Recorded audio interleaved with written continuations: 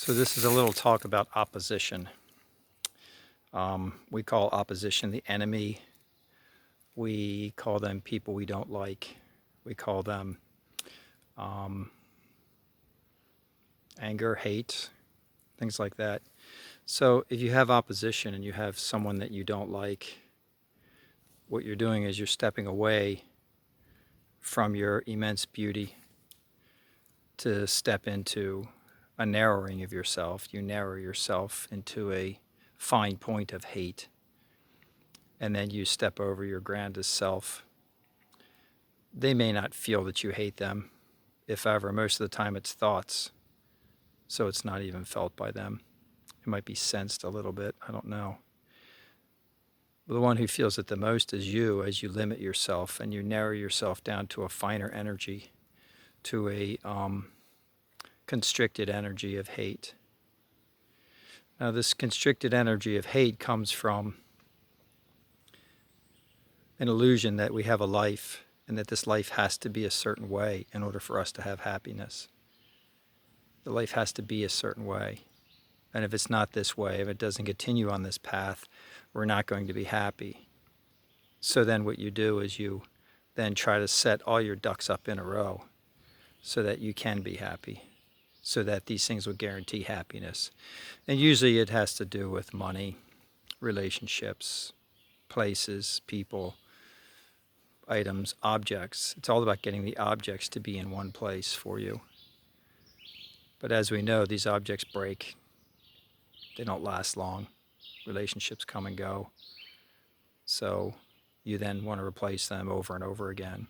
It's continual and it's madness. And then you end up hating the people that are stopping you from doing this. It's insanity. And again, every single time you do this, you step over love. You step over who you are.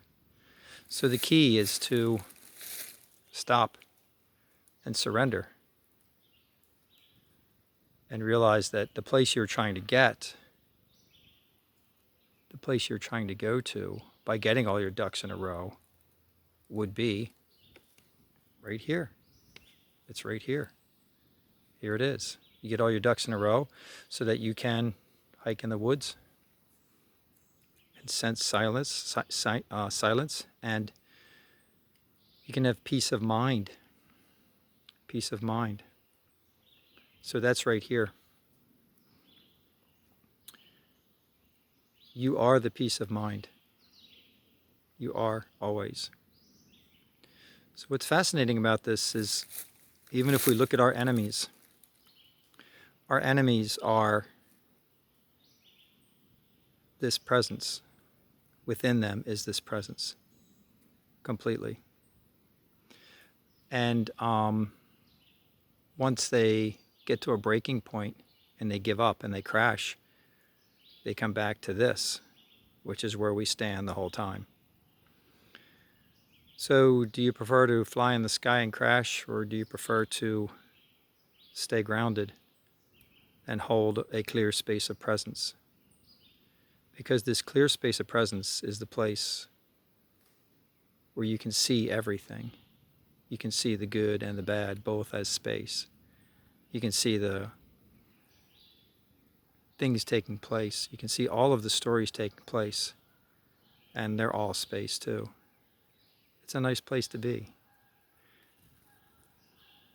So your enemies, let them go. Don't hate. If somebody doesn't have the same political opinion as you, that's okay. They may not like the same colors you like either. They may not like the same records you like either. Don't hate them for it. That's their choice. And it's their choice as they try to figure out their life. They're trying to hold on to their life and maintain it the best way they can. So the more they're trying to hold up to it, the more they're in their minds. So by you fighting them, all you do is keep them in their minds. And by you fighting them, all you do is keep yourself in the mind. It goes nowhere. It's time to let go. And once you let go, they'll let go. This has been depicted very simply in movies. It's love is the answer. Love. In The Wizard of Oz, the witch was melted by water. Water cleanses and offers love. So it removes the veil.